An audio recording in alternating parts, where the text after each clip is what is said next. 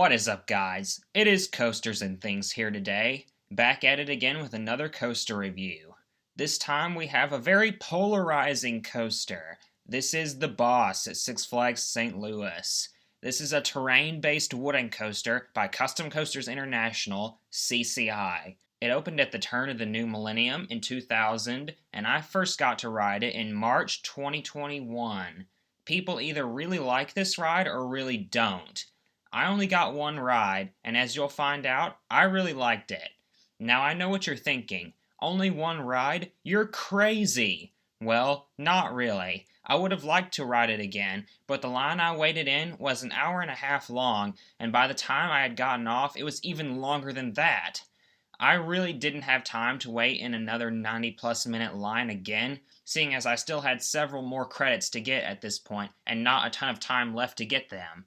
So yeah, only one ride, but that one ride was a very good one ride, and I still got a good enough feel for this ride to be able to do a review on it.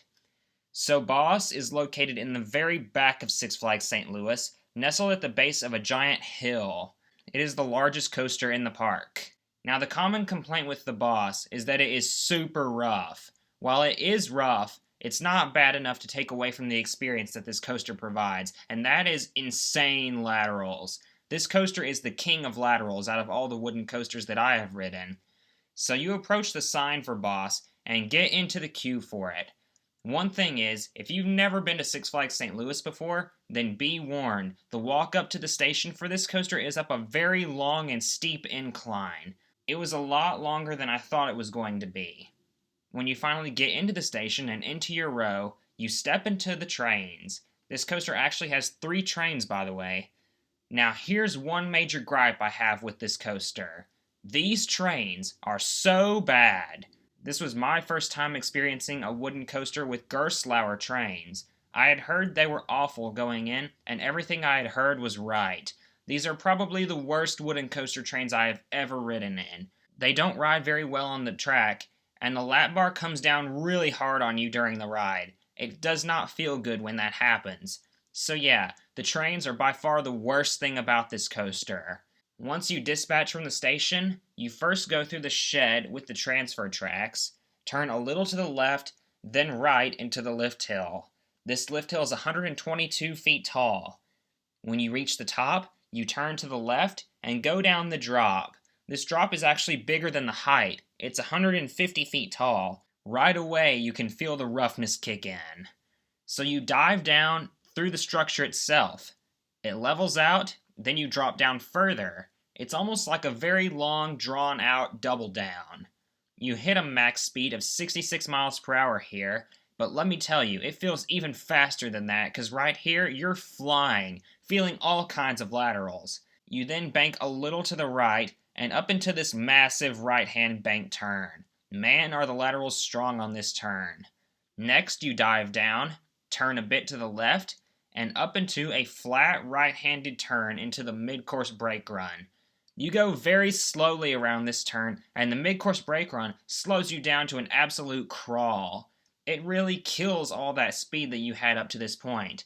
It's like you had so much speed at one point, and then lost 90% of it in a matter of seconds. I really wish the trims on the mid-course didn't hit so hard. After the mid-course, you come down to the right, and up into another massive turnaround, this one to the left. You crawl over the top of this turn. I swear, when I rode it, it felt like we were going to roll back right here. It just barely makes it over the peak. Then you continue turning left, and then down again. You feel crazy laterals right here, as you do on virtually the whole ride. You turn a little to the right, pass under the structure, a little more right, up over an airtime hill, where you do not get airtime. There's not really any airtime on this ride. This coaster's not focused on airtime, it's focused on laterals. You then come down, up again, bank right, down again, and into the awesome final bank turn.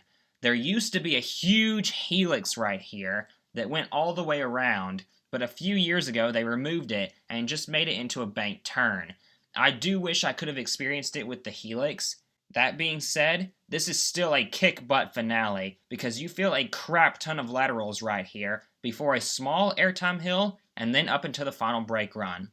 You hit the brakes with a lot of speed, so be prepared for a quick stop. When we hit the brakes, my initial thoughts were, wow, what just happened? I literally just experienced more laterals on a coaster than I ever have before. It's in the top 10 longest wooden coasters in America, and also the top 10 fastest wooden coasters in America.